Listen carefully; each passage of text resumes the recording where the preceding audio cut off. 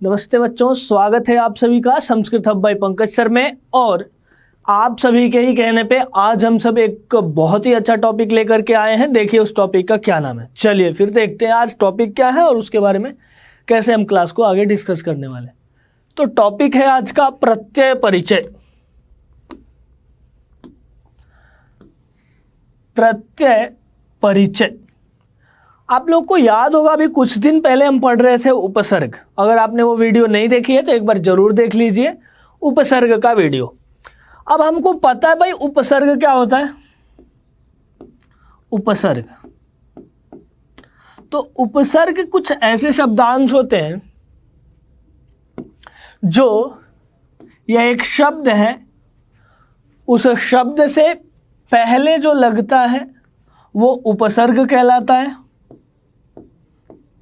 और उसी के जो बाद में लगता है उसे हम प्रत्यय कहते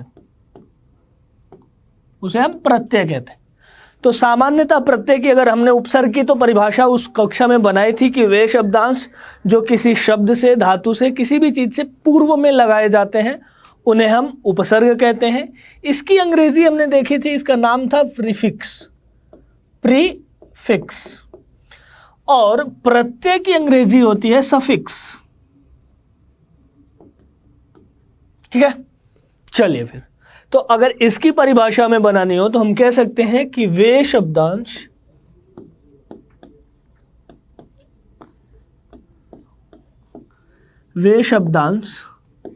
जो किसी शब्द, धातु या प्रातिपदिक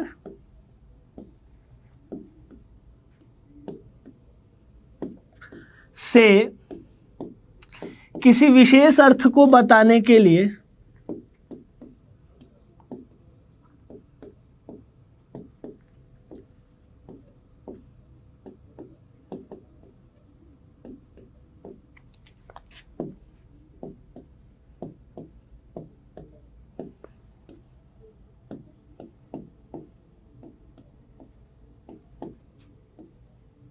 बाद में जुड़ते हैं।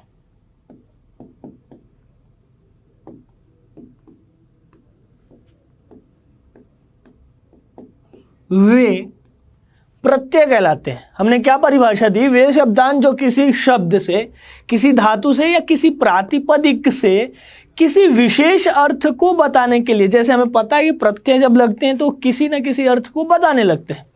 जब वो नया, मान लीजिए यह एक शब्द है और इससे हमने किसी प्रत्यय को जोड़ दिया, अब ये जो बनता हुआ शब्द, नया शब्द होता है ना, वो किसी विशेष अर्थ को बताने लगता है। तो वही कह रहे हैं, वे शब्दांश जो किसी शब्द, धातु या प्रातिपदिक से किसी विशेष अर्थ को बताने के लिए बाद में जुड़ते हैं। प्रत्यय हमने देखा था कि उपसर्ग जो है वो पहले जुड़ते हैं और जो बाद में जुड़ते हैं वे प्रत्यय कहलाते हैं।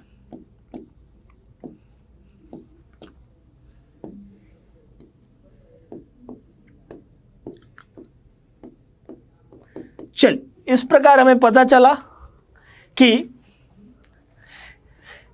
ये जो हमारा बॉक्स है इसे हम शब्द भी मान सकते हैं, इसे हम धातु भी मान सकते हैं। देखिए, प्रत्यय ये नहीं है कि सिर्फ और सिर्फ शब्दों से लगता है, धातुओं से भी लगता है, प्रातिपदिकों से भी लगता है।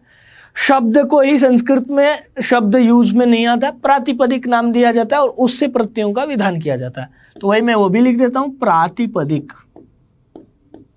चलिए, आप लोग को अगर समस्या हो प्रातिपदिक को तो आप लोग शब्द समझ लीजिएगा कि शब्दों से भी प्रत्यय लगते हैं, क्योंकि हम ही अभी जो क्लास 6ठी से 10वीं 12वीं तक पढ़ेंगे उसमें इतनी समस्याएं नहीं झेलनी चाहिए। नहीं समझ में आ रहा है उसका शॉर्टकट ढूंढ लीजिए। चलिए, शब्द हो गया।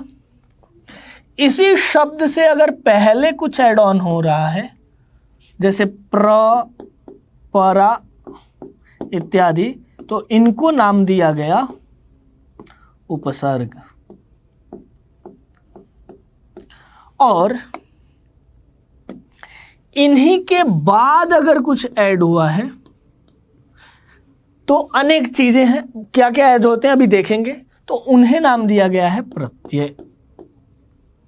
चलिए, अब आपको प्रश्न हो सकता है कि ये जुड़ते किनके किनके साथ हैं। तो हमने देखा कि ये शब्दों के साथ भी जुड़ते हैं, जुड़ते हैं किसके किसके साथ भाई?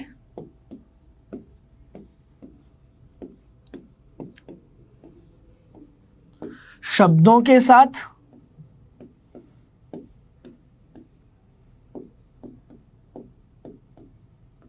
और धातुओं के साथ।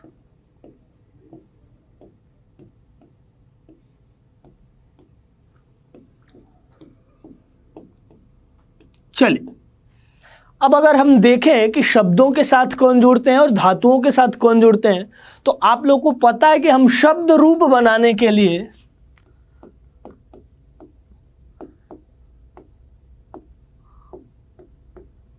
शब्द रूप बनाने के लिए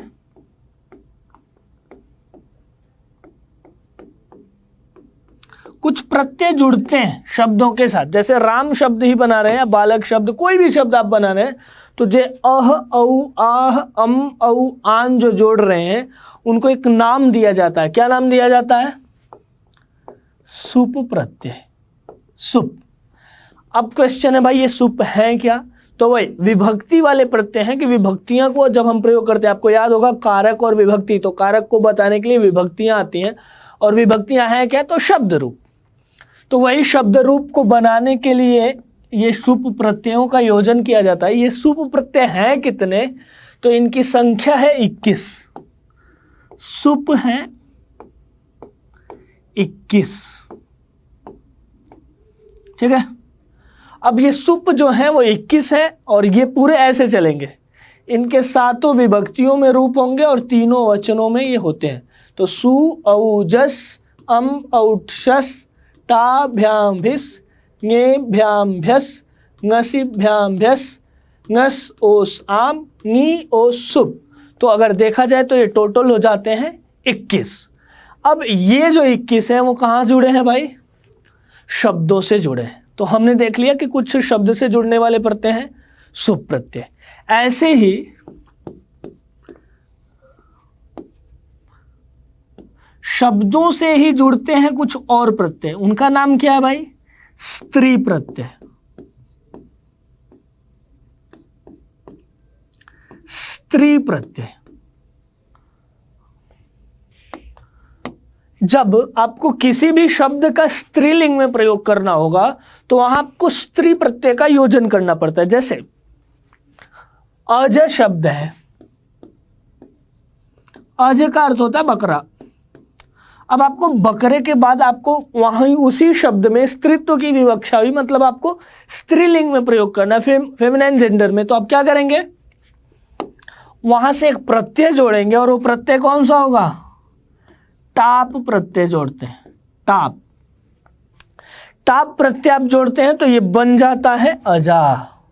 अब ये थोड़ी प्रक्रियाएं हैं कि अजा कैसे बना। तो इस टाप का ट चला जाता है, प चला जाता है, बचता सिर्फ और सिर्फ आ है। वो हमें अभी नहीं पढ़ना है, बस हम प्रत्ययों का परिचय कर रहे हैं।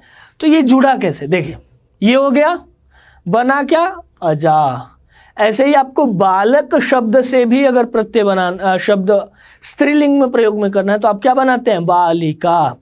ऐसे ही नर्तक, नर्तकी, भवत, भवान शब्द का प्रयोग करते हैं। भवत शब्द भवान पुल्लिंग में, भवती स्त्रीलिंग में।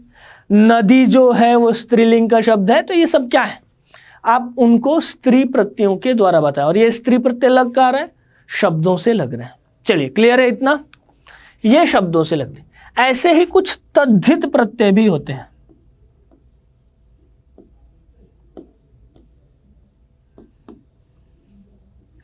तद्धित प्रत्यय ये भी क्या होते हैं? ये भी शब्दों से लगते हैं। जैसे आपको तद्धित में क्या करना है? इनका पुत्र हुआ, तो आप क्या कहेंगे?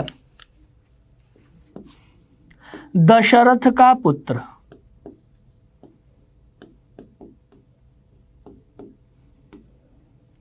अब इसको दिखाने के लिए आप अण्ड प्रत्यय लगाते हैं, एक तद्धित प्रत्यय है, बन जाता है आपका दाशरथी।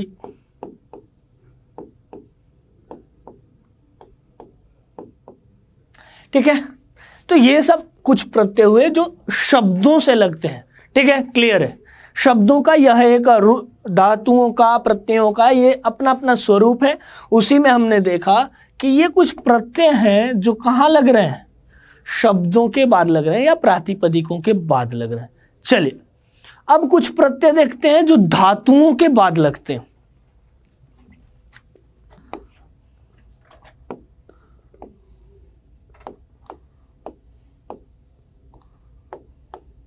धातुओं से जुड़ने वाले, देखा आपने। अब हम अभी तक देख रहे थे और वो जो प्रत्यय थे वो सिर्फ और सिर्फ शब्दों से हमने जोड़ के देखा। अब धातुओं से जोड़ के देखते हैं। देखिए गम धातु है,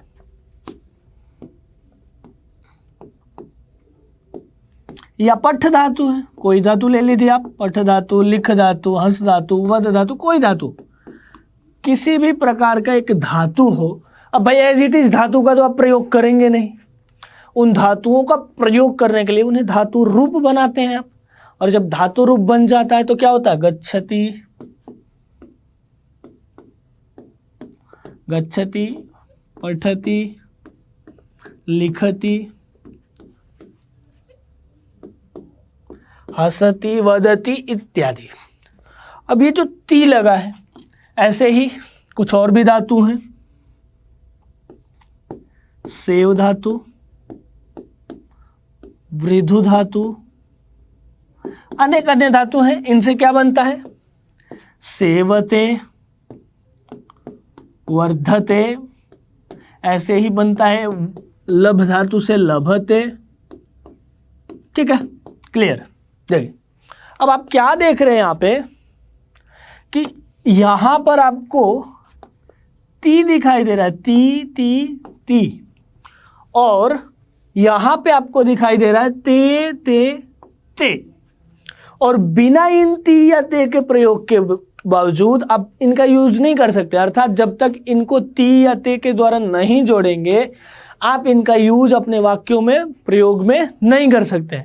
क्यों? क्योंकि जब तक व्याकरण का, संस्कृत का एक नियम है कि आप पदों का प्रयोग ही करेंगे। प्रयोग किसका करेंगे भाई? पदों का ही प्रयोग आप करेंगे, एक नियम है। नियम क्या है? अपदम न प्रयुंजीत। अर्थात जो अपद होते हैं उनका प्रयोग आप नहीं करेंगे।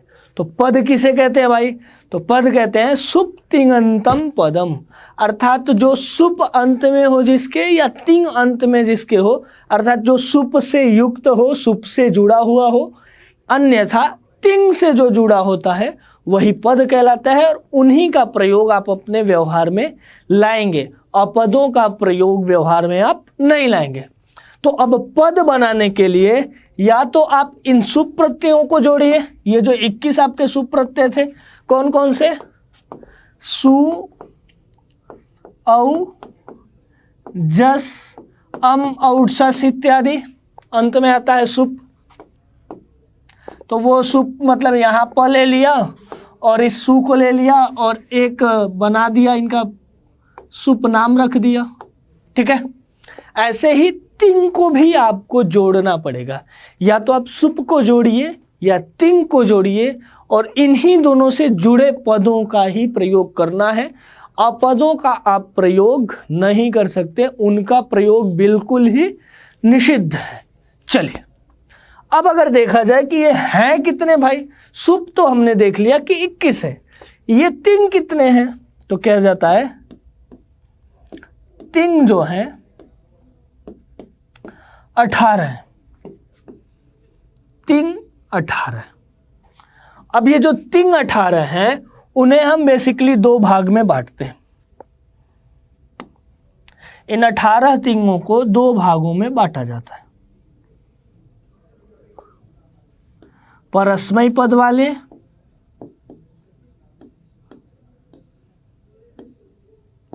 और आत्मनेय पद वाले।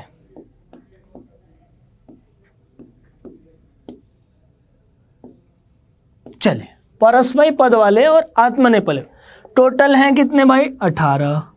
इसमें से ये जो 9 हैं वो परस्मय पद के और बचे जो 9 हैं वो आत्मनेपद में डाल दिए जाते। तो ये हैं कैसे, तिप तस झी सिप थस थ मिप वस मस, ये टोटल कितने हो गए 9। इन्हें हम देखते हैं परस्मय पद में, उन्हें ही आप बार बार सुनते हैं, ती तह अंति सी थह थ आमी आवह आमह या मी वह मह, आप ये सुनते हैं। चले आत्मनेपद ये वाले जहां ते सुनाई देता है, जैसे लभते लभेते लभन्ते लभसे लभेथे लभद्वे लभे लभावहे लभामहे, ऐसे चलता है वो। तो वो होता है तो अताम झ थास अथाम ध्वम इड वहिंग महिंग। अब देखिए तिप के ती से लेकर के यहां से लेकर के और आत्मने पद का जो आता है इड वहिंग महिंग महिंग, उसका ये लेकर के इन दोनों को लेकर के एक नाम दिया जाता है तिंग। तिंग, तो ये तिंग हो गए टोटल 18, 9 परस्मय पद वाले और 9 आत्मने पद वाले। ऐसे ही सुप हो गए टोटल 21, सु औजस अम औजस इत्यादि करके। अब देखिए जब तक ये कहीं नहीं लगेंगे प्रयोग में कुछ भी अपद ही रहता है और वो प्रयोग में नहीं आता है। चलिए एक तो ये प्रकार के प्रत्यय हो गए। ऐसे ही ये भी प्रत्यय है, तिंग भी प्रत्यय और सुप भी प्रत्यय है। ऐसे ही कुछ अन्य विशेष प्रत्यय होते हैं जो धातुओं से लगते हैं, कुछ विशेष अर्थक, विशेषार्थक कह लीजिए उन्हें, अर्थात विशेष अर्थ वाले विशेषार्थक प्रत्यय। जैसे प्रत्येक कक्षाओं में हम जब भी बात कर रहे थे तो बार बार देख रहे थे कि भाई एक प्रत्यय बहुत ज्यादा ही आ रहा था, त्वा प्रत्यय, त्वा। ऐसे ही एक प्रत्यय आ रहा था,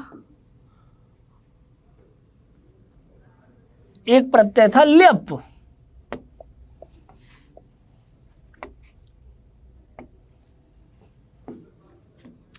ल्यप, त्वा और ल्यप।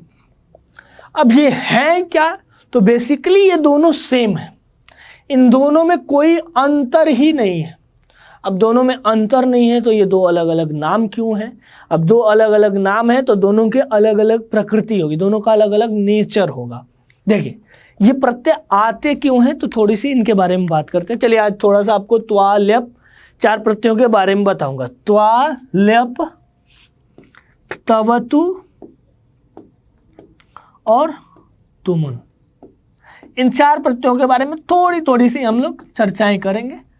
चले पहले त्वा और लेप के बारे में चर्चा करते हैं। त्वा प्रत्यय जो है, और ये चारों प्रत्यय है ना, अलग अलग अर्थों में अलग अलग प्रकार से प्रयोग में आते हैं। ये दोनों सेम अर्थ में सेम तरीके से प्रयोग में आते हैं, थोड़ा सा इनके प्रकृति में, इनके नेचर में अंतर है। कैसे है, इनका यूज कैसे होता है उसे हम देखेंगे। त्वा प्रत्यय, चलिए अब शुरू करते हैं त्वा प्रत्यय के बारे में थोड़ा सा देखना।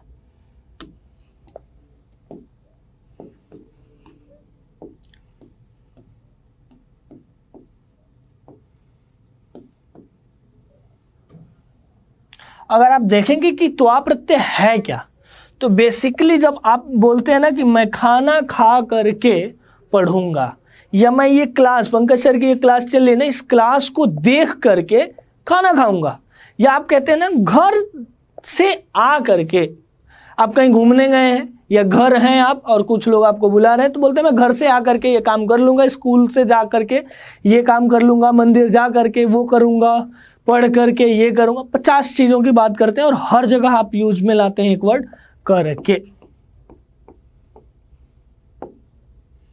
करके, और इसी करके अर्थ को बताने के लिए यह प्रत्यय आता है त्वा प्रत्यय। कौन सा प्रत्यय? त्वा प्रत्यय।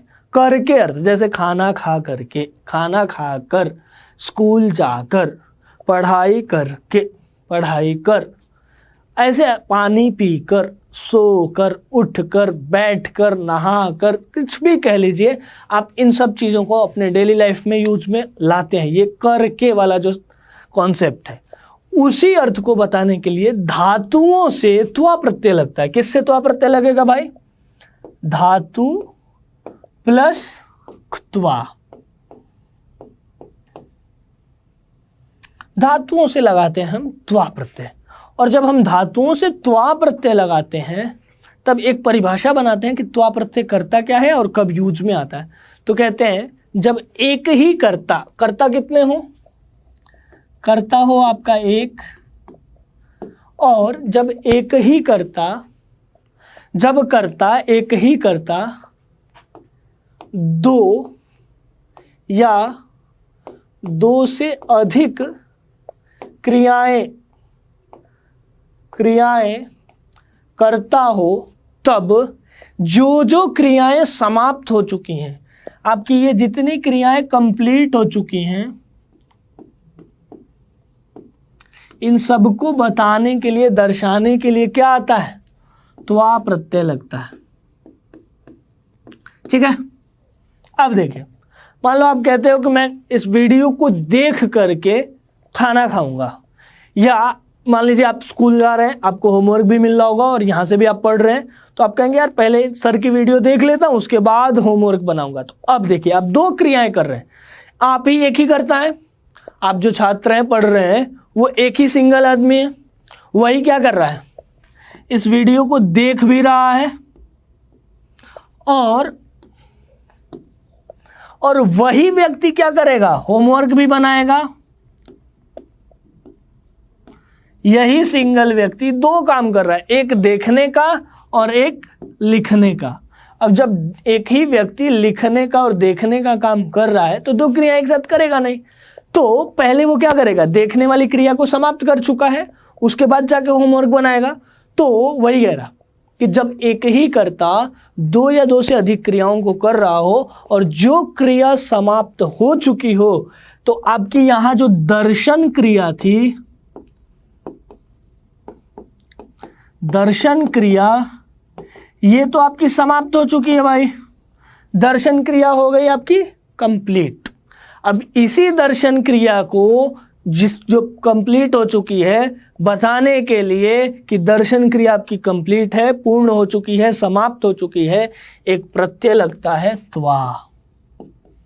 तो बनता है यहाँ पे दृष्ट्वा। दर्शन दृश्य धातु बन जाएगा दृष्ट्वा। वहां सुनाई दे रहा है त्वा, दृष्ट्वा। अब आप कहेंगे कि अहम कक्षाम दृष्ट्वा गृह कार्यम करोमि, मैं क्लास देख करके, कक्षा को देख करके गृह कार्य, होमवर्क करूंगा या करता हूं। चलिए, ऐसे ही आप लोग कभी कभी ऐसा होता हो ना, स्कूल से आए हैं, जल्दी जल्दी में हैं, खेलने चले गए, खेल करके वापस आए हैं, पहले आप लोग फील्ड पे गए और उस फील्ड से आप लोग घर आए वापस, और घर आ करके आप लोग क्या किए? हाथ पैर धोए,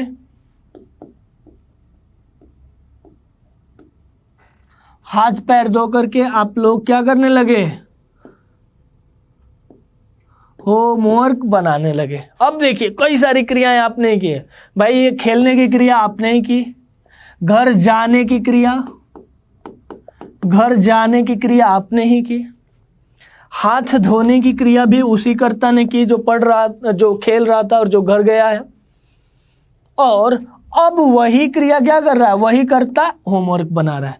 तो होमवर्क बनाने से पहले, होमवर्क कंप्लीट करने से पहले इस कर्ता ने एक क्रिया, दो क्रिया और ये तीन क्रियाओं को खत्म कर दी है।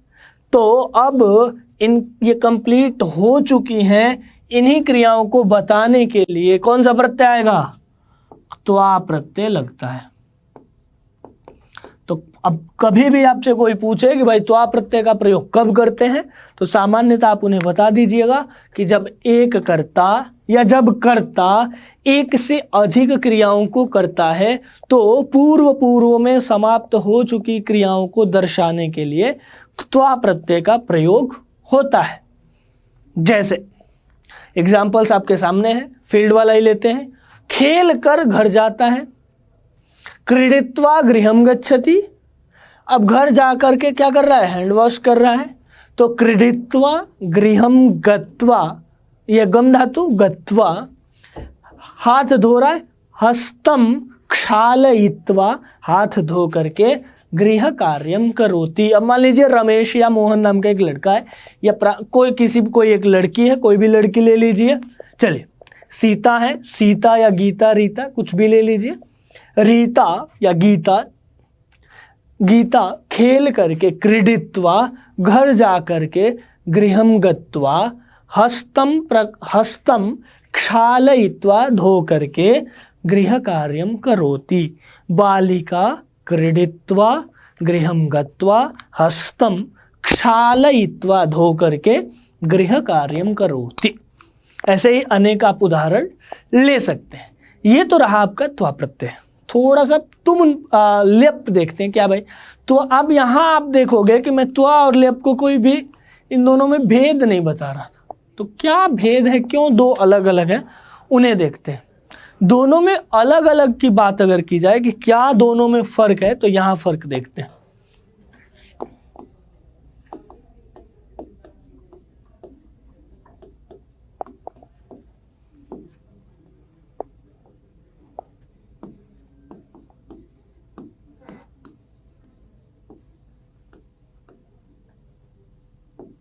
इन दोनों में अंतर क्या है भाई।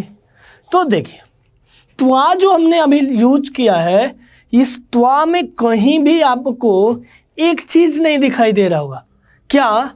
तो कोई भी उपसर्ग युक्त क्रियापद नहीं दिखाई दिया होगा।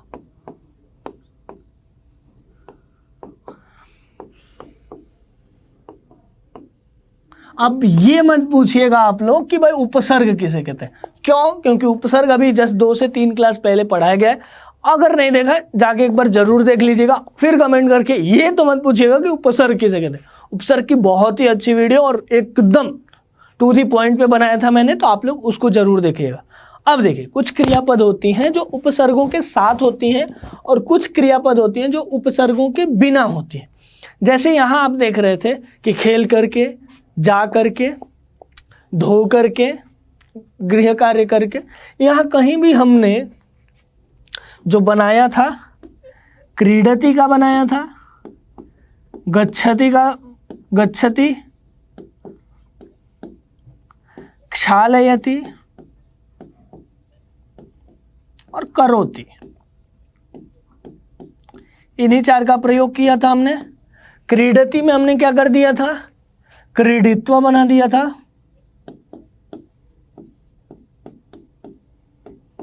गच्छति में हमने गत्वा बना दिया था। क्षालयति में हमने क्षालयित्वा बना दिया था। और ऐसे ही करोति में हमने कृत्वा बना दिया था। ठीक है। अब देखिए, यहां जितनी भी क्रियापद आपको दिखाई दे रही हैं, ये चारों, इन चारों में कहीं भी आपको उपसर्ग दिखाई नहीं दे रहा है। तो अब एक ही बात निकल के आ रहा है, और यहां हमने प्रत्यय कौन सा लगाया है, तो त्वा प्रत्यय लगाया। सब जगह कौन सा प्रत्यय है, त्वा, और ये सब जगह आ रहा है त्वा त्वा त्वा। चलिए, अगर हमने त्वा त्वा त्वा लगा दिया तो एक हम सामान्य लॉजिक बना सकते हैं, बिन पढ़े भी। अब हम देख रहे हैं कि भाई उपसर्ग रहित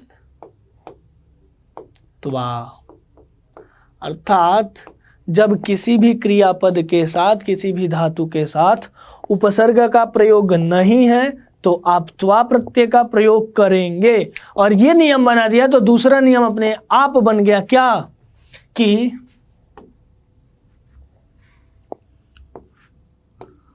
उपसर्ग युक्त के साथ ल्यप। अगर उपसर्ग लगा हुआ है तो ल्यप, उपसर्ग नहीं है तो त्वा।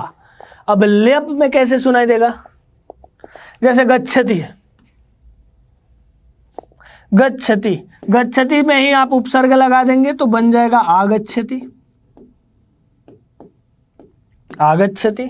क्षालयति में ही आप उपसर्ग लगा देंगे प्र, तो बन जाएगा प्रक्षालयति।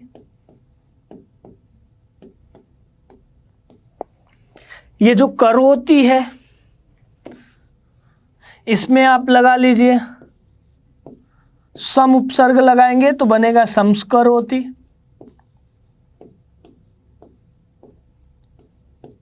इसी में करोति में आप उपसर्ग लगाएंगे तो बनेगा उपकरोति।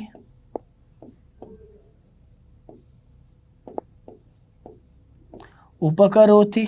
देखिए अभी इन सब जगहों पर हमने अगर हम देखें, ध्यान से देखेंगे तो ये भी आपको उपसर्ग दिखाई देगा, ये भी उपसर्ग है, ये भी उपसर्ग है, ये भी उपसर्ग है।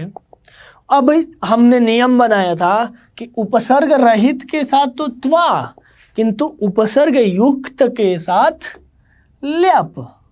तो अब आप जो रूप बनाएंगे वो त्वा प्रत्यय युक्त न होकर के ल्यप प्रत्यांत रूप बनेगा। अब यहां बनेगा आगम्य, आगम्य या आगत्य। ठीक है, ऐसे ही प्रक्षालयति बनेगा प्रक्षाल्य। ऐसे ही आपका संस्करोति है संस्कृत्य।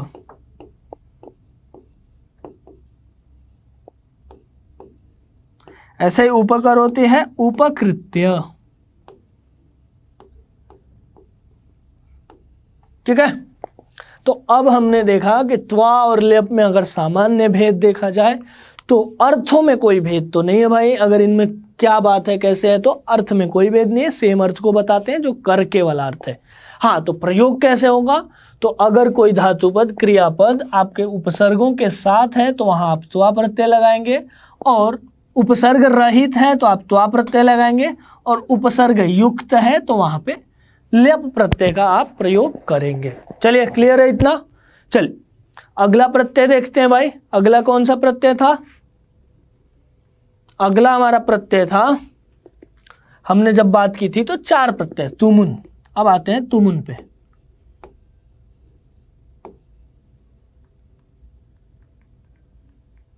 तुमुन प्रत्यय पे आते हैं। तुमुन, अब ये तुमुन क्या है भाई? तो जैसे हमने त्वा में देखा था या ल्यप में कि करके अर्थ बताने के लिए आता है, ऐसे ही जो तुमुन प्रत्यय होता है वो के लिए अर्थ बताने के लिए आता है। के लिए। जैसे आप स्कूल क्यों जाते हैं भाई? स्कूल क्यों जाते हैं? पढ़ने के लिए। आप पढ़ते क्यों हैं? ज्ञान के लिए। ठीक है, ऐसे ही अनेक काम आप करते हैं। मंदिर क्यों जाते हैं? पूजा करने के लिए। पढ़ाई क्यों है? ज्ञान के लिए। स्कूल क्यों जाना है? पढ़ने के लिए। पानी क्यों पी रहे हैं? पिपासा शांत करने के लिए। ग्लास क्यों ले रहे हैं? पानी पीने के लिए। बॉटल क्यों है? पानी पीने के लिए। बाजार क्यों जा रहे हैं? सामान खरीदने के लिए। तो अनेक कार्य हैं और वहाँ आप यूज करते हैं के लिए, अर्थात तुमुन प्रत्यय जो होता है वह, और ये सब कुछ क्या है? आपका उद्देश्य है। आप बाजार क्यों जा रहे हैं भाई? आपका उद्देश्य क्या? आपका मेन रीजन क्या है बाजार जाने का? कुछ सामान खरीदना। तो तुमुन प्रत्यय जो होता है वह कर्ता का क्रियायुक्त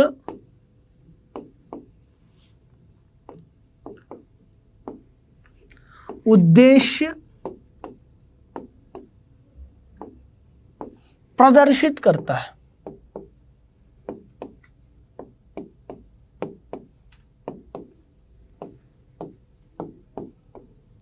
कुछ एग्जाम्पल्स देखते हैं। एग्जाम्पल जैसे पंकजः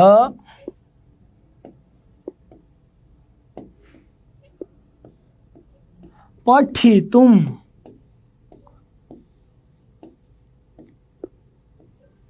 विद्यालयं गच्छति।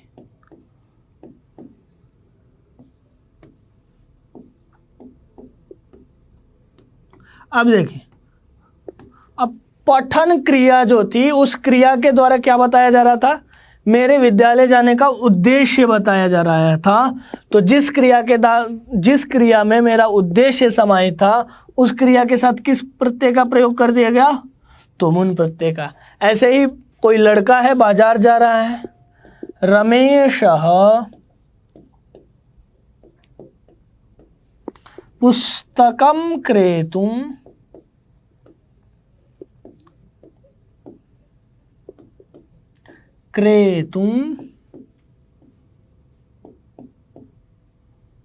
आपणं गच्छति।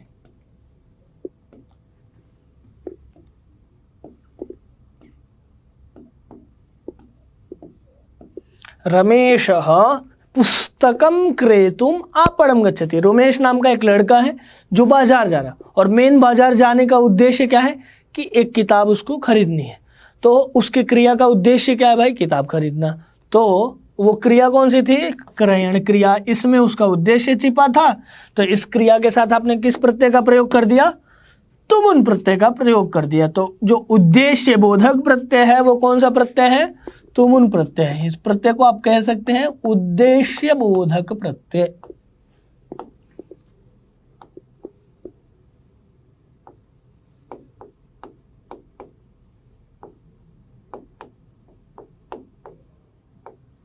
ठीक है, क्लियर।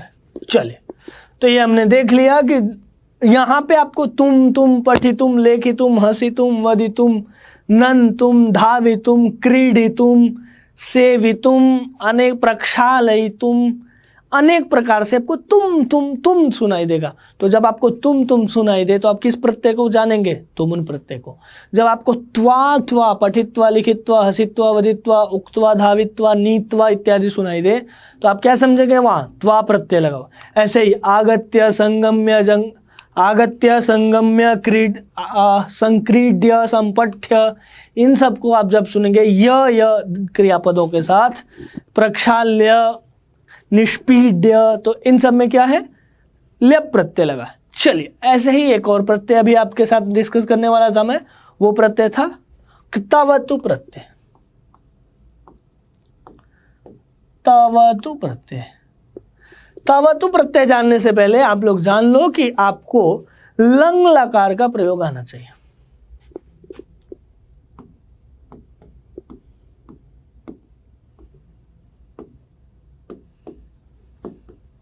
अब मैं पूछ रहा हूं, आप लोग कमेंट में बताइएगा जरूर कि लंग लकार किस अर्थ में प्रयुक्त होता है। 1 सेकंड का मैं पॉज लूंगा, आप लोग बताएंगे कि लंग लकार का किस अर्थ में प्रयोग आता है। चलिए कमेंट कीजिएगा। हाँ, ये जो लंग लकार है वो किस अर्थ में आता है?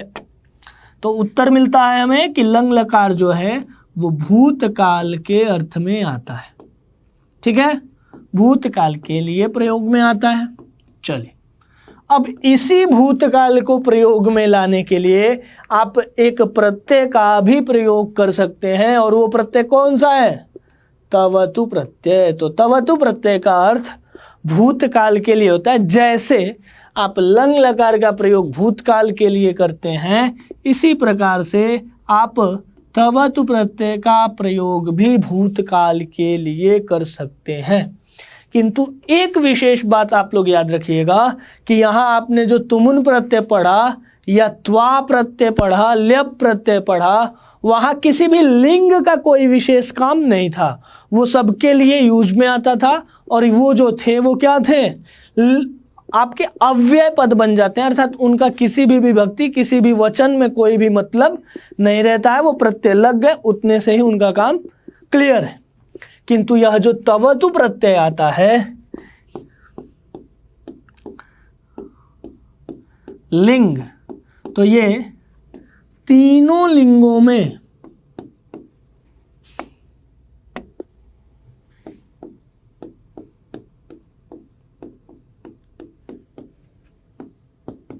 अलग अलग इसका प्रयोग होता है, अलग अलग होता है।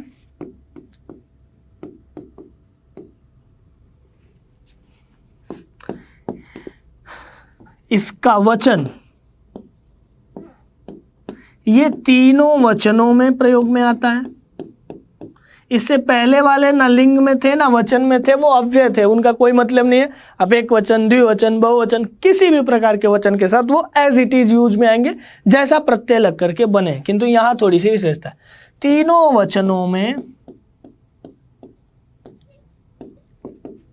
अलग अलग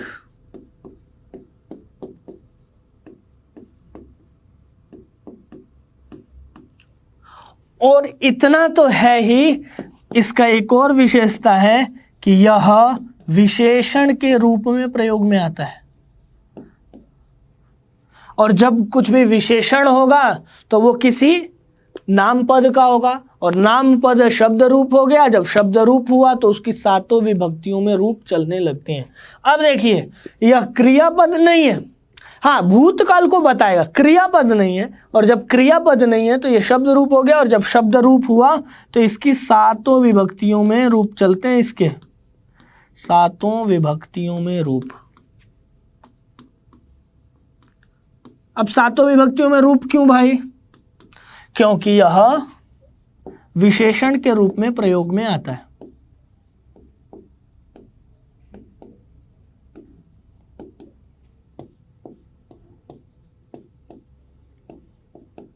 तो इसका कैसे बनता है? तो एक आप कहते हैं, जैसे गम धातु का मैं दिखाता हूं आप सभी को। गम धातु से बनेगा गतवान। अब ये जो गतवान है यह पुल्लिंग में है और एक वचन में। इसी तरह स्त्रीलिंग में बनेगा गतवती, और नपुंसक लिंग में बनेगा गतवत। गतवान, गतवती, गतवत। बालकः गतवान, लेखकः गतवान, धावकः गतवान, पुल्लिंग शब्दों के साथ गतवान। स्त्रीलिंग, बालिका गतवती, सीता गतवती, महिला गतवती, माता गतवती। मित्रम, मित्रम जो है वो नपुंसक लिंग का है। मित्रम गतवत। गतवत का अर्थ क्या हुआ? गया। जो आप अगच्छत के रूप में प्रयोग करते थे, अब उसे आप ऐसे भी यूज में ला सकते हैं, इतना ध्यान रखिएगा। अब इसके बहुवचन होते हैं, तो बालकाः गतवन्तः, बालकौ गतवन्तौ। बालिका है, बालिका गतवती। दो लड़कियां हैं, बालिके गतवत्यौ। बहुत सारी लड़कियां हैं, बालिकाः गतवत्यः। ठीक है, क्लियर है? तो ये हमने देख लिया कि इसका प्रयोग ऐसे आता है। तवतु प्रत्यय का प्रयोग भूतकाल के अर्थ में आता है।